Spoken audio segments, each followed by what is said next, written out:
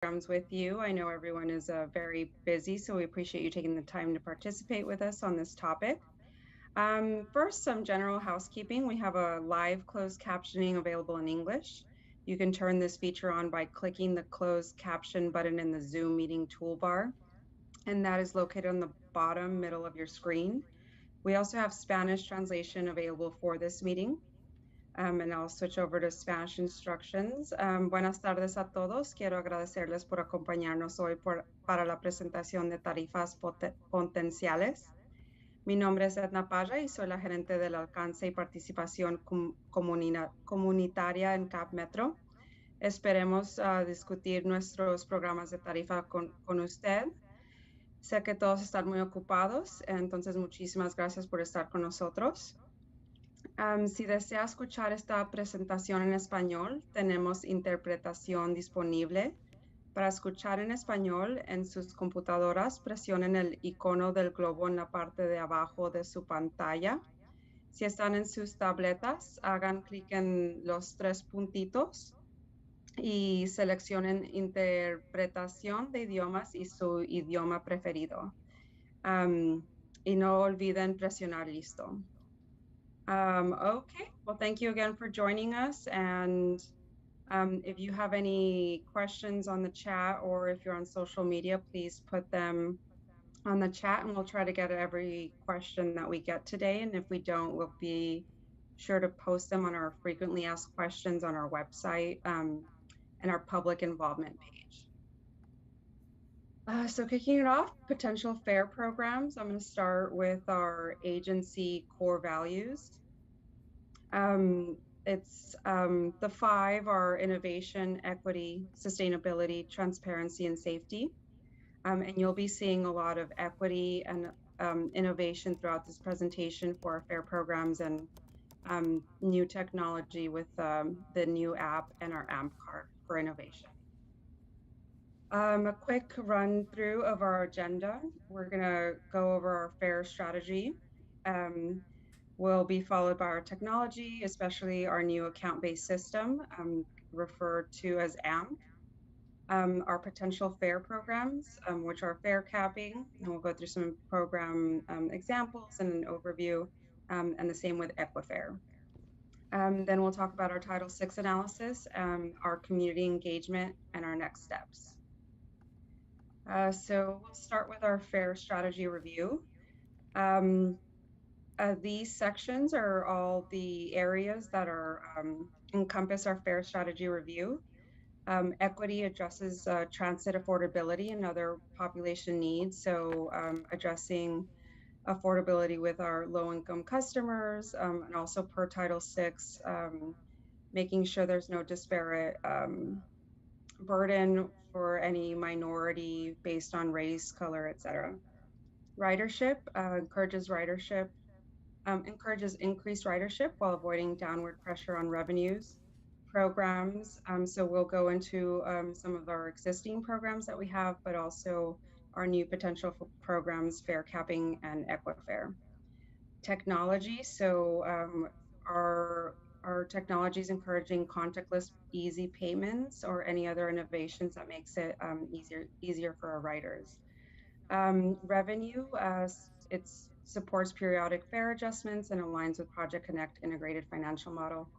And finally, our fare structure. So it incorporates alternative fare structures. So you'll see again, our cap fares is a fare structure, Equifair, reduced fare ID, reduced fare discount program is another one. So first we'll start with technology. So we're going to go into the new account-based system, AMP. Just a little bit on why AMP. We're going to be using the name AMP to describe and promote the account-based system. It's kind of to promote innovation, get people amped up to use the card, and also ties in with our Austin culture of music, our investment to electric vehicles, and basically we just want to get Recording in progress. We want to get our community energized on the value of transit. So a little bit about the new technology, the AMP account, and kind of going through the steps. We're going to be using either a physical or a virtual card for this AMP account-based system. The way we would get a physical card is we're going to have an initial distribution of physical cards that are free through street teams, pop-up events, partnerships, also through our online web portal and the cab transit store. We would register the card. So when customers get their card, they can either register the AMP account and load initial funds, again, in the transit store or online. And to reload your card, you would go to any of the 250 locations in the area, and we actually have a map where people can use to find their closest store. And that's it. And then you'd start using the card, you pay as you go, and you either earn a day or month pass with the fare capping program. And we'll get into that in a minute. We also have a virtual option, so that will be the virtual smart card, the virtual AMP card. So you download the app, you register and tie it to a credit card to your AMP account in the app, and then you start using your phone. You pay as you go, and again, you earn your day or month pass.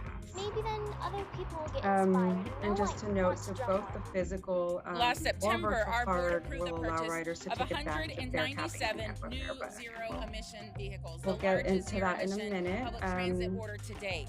And we are So on here track is the to retailer be map completely we zero talked emission in about our bus just fleet by now. 2035. This will be available It's to more our than customers. You important can than ever toggle to on and on to recognize see the what stores tremendous and potential of if leadership you want to just in our visit some young people. 7-Elevens or Participating Family in this Generals, project allows us to you'll keep be their able to see it through this ideas map. in the forefront of our We reimagining have of a sustainable 7-Eleven, future. Dollar General, CVS, Family Dollar, and Walgreens, and that's over 250 locations where you can reload cash or with credit at these stores.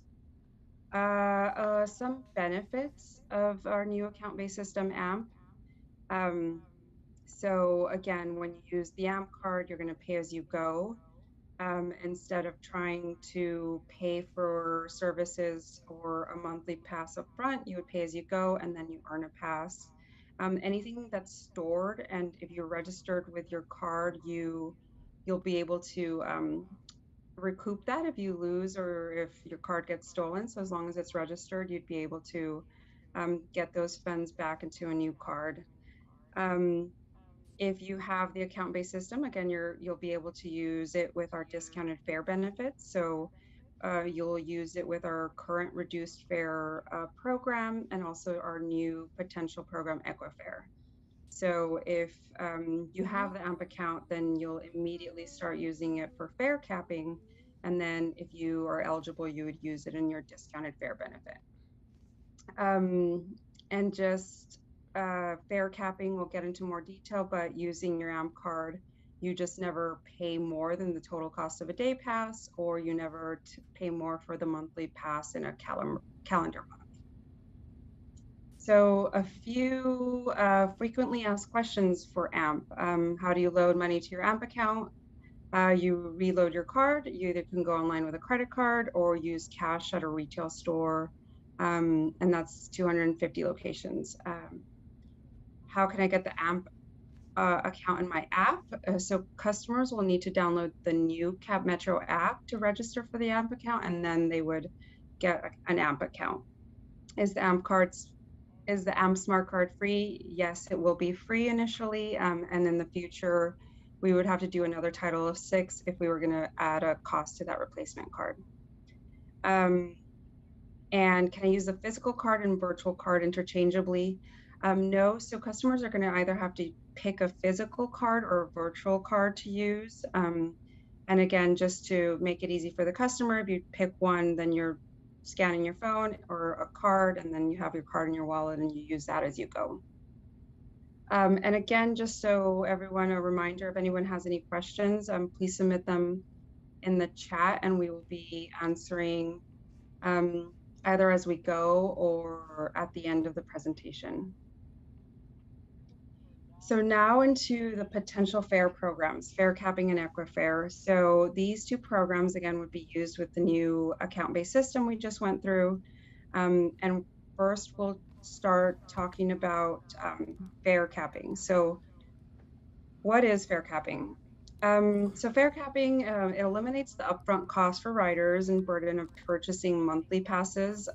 So before, when customers are trying to, or when they are paying for a monthly pass, they have to pay for the monthly pass. If they don't use the pass all month for whatever reason, they might be losing money. In this way, they pay as you go. And you earn your monthly pass. So if for any reason you didn't use transit for the last 2 weeks, you wouldn't lose that money. You would just pay for what you used. If you earn it, which you'd be earning it in about the 17th day, then you get free rides after that. This is delivering an equitable option for our customers. And again, it would be available on every AMP card, so customers don't have to register for fare capping. I'm sorry, they don't have to register their AMP card for fare capping. Now we'll go into an example, just how it works for Metro Bus for one day. So a customer takes their first ride, they pay $1.25.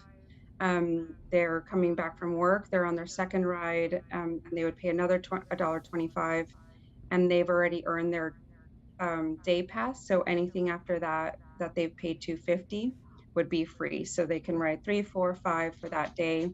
And same for the monthly pass. So if they pay for 33 trips in a month, you ride for free for the rest of the month. And again, that would be if you're averaging 2 rides a day, it would be about the 17th day that you would get your free rides for that month. So now the steps for fare capping. So again, you go through the steps that we went to get your AMP account, and you'd either get your reusable physical smart card that you see in the picture to the right, or you get your virtual smart card through the new CapMetro app and use your phone for that. You add cash to your AMP via card or the app. You tap as you go, and again, you earn your daily cap, and you start receiving free rides the rest of the day. And then once you've reached the month cap, you earn a monthly cap and receive rides for the rest of the month. Now, frequently asked questions for fare capping. So will fare capping be available for everyone? Yes, each customer with a physical or virtual card will get it. And do you have to have it registered? No, you can use your physical AMP card and it does not have to be registered. But why register your card? So if you lose a registered card, you can transfer your balance to a new one, or if you lost your phone, you can pick right up and still register with the new app and have your money there. And then again, if you're eligible for reduced fare or equifare, you get the benefits of those savings in addition to fare capping. Okay. Let me make sure we're doing on time. So now on to our new discounted category, our second potential fare program, Equifare. So we want to reduce the cost of transit for low-income riders through Equifare, and just a little bit of what that is. So it's a potential new discounted fare program for eligible customers that would have to enroll, and this is in addition to our existing reduced fare program.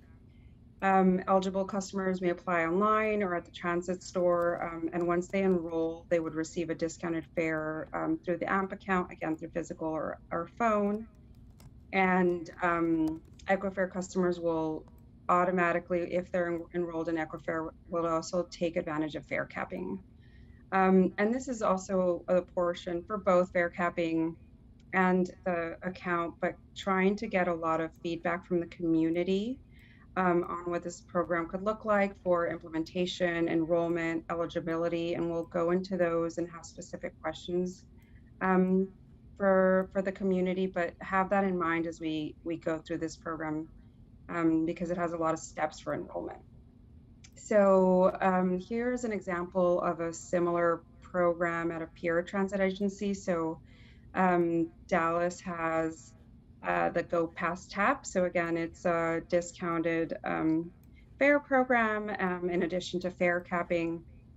They never pay more than the total cost of reduced day pass in a calendar day or a reduced monthly pass in a calendar month. And we'll go into our current fare types. So we have our standard fare, which is the full rate for a transit pass for local or commuter fares. And then we have reduced fare. So if you see on the right there, that's the 50% off standard fare.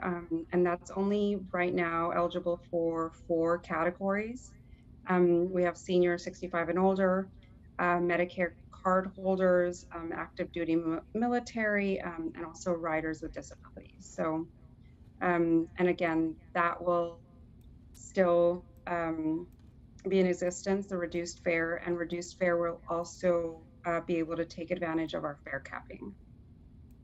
So now we're looking at the potential new fare structure. So a single ride right now, again, is $1.25 for standard. For Equifare, it's $1.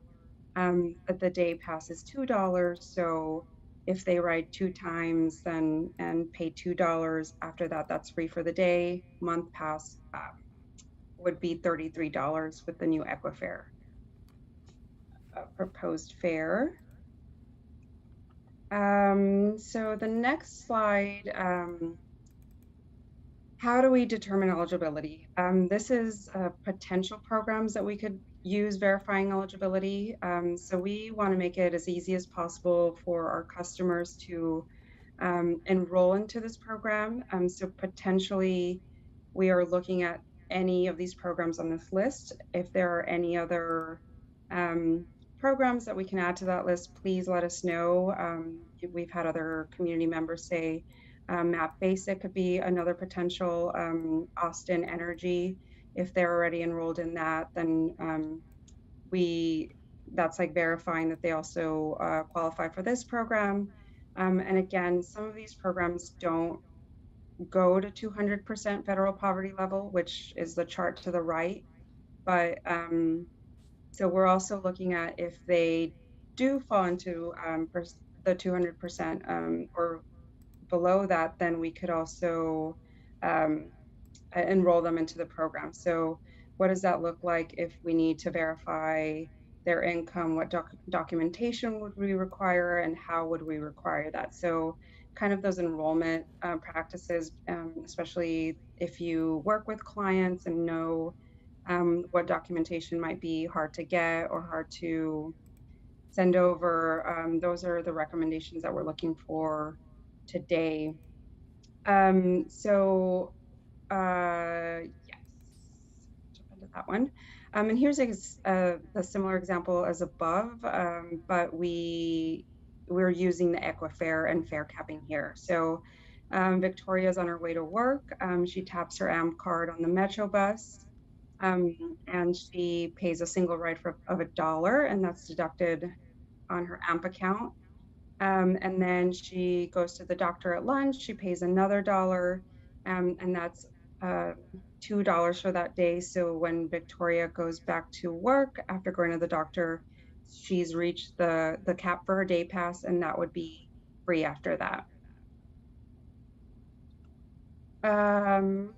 So again, other best practices that we are looking at, we're also looking at self-verification. So basically kind of an honor-based system. If somebody self-certifies on the application, then we enroll them. We're not asking them for verification. There would be an audit. So then we would need best practices for documentation if they were audited. But as they enroll, we're looking at self-verification and having them automatically enroll if they've already checked off that they do qualify for the program.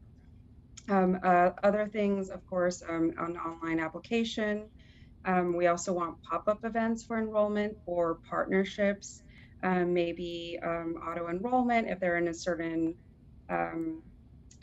social service program or organization that we can partner with. Other things we're looking at are 24-month rolling enrollment. And of course, if customers don't have an address, or if they don't fall into any social service programs, maybe it's getting verification through those programs or organizations, and that way we could tie it to that address, or if they verify for them, if they are audited, then that would count too if they don't have income or any social service provider for discount programs. Some questions and considerations again that we want to hear from the community. What do we need to consider when we're thinking about enrollment process? What organizations or groups should we partner with? What groups should we be presenting this to? Who should we be reaching out to make sure that we're getting every single consideration into this development process? And also, what communities do we need to consider that might be impacted by these changes? So what's next? We are doing community engagement. We are hosting community meetings. So we're going to have another round of these meetings, both virtual and in person. We're doing at-stop outreach. We have a complete list in the second slide.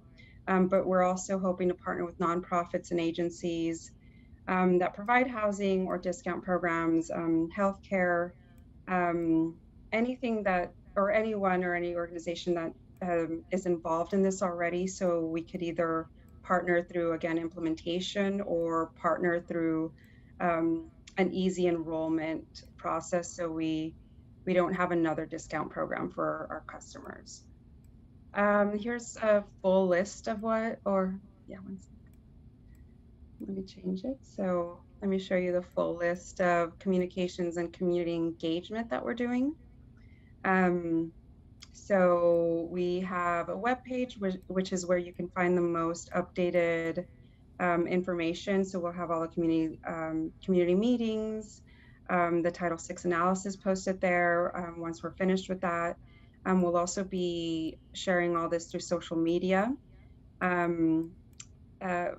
bus placards, at-stop outreach, in-person events, again, these meetings. So if you have anyone that we should go present to, or if you want to connect us to your networks, that's what we're looking for right now as well.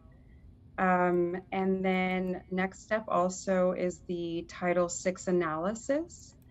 So that is underway, and that's actually required anytime there's any potential changes to fare structures. Let me change the slide to the Title VI analysis. 1 second.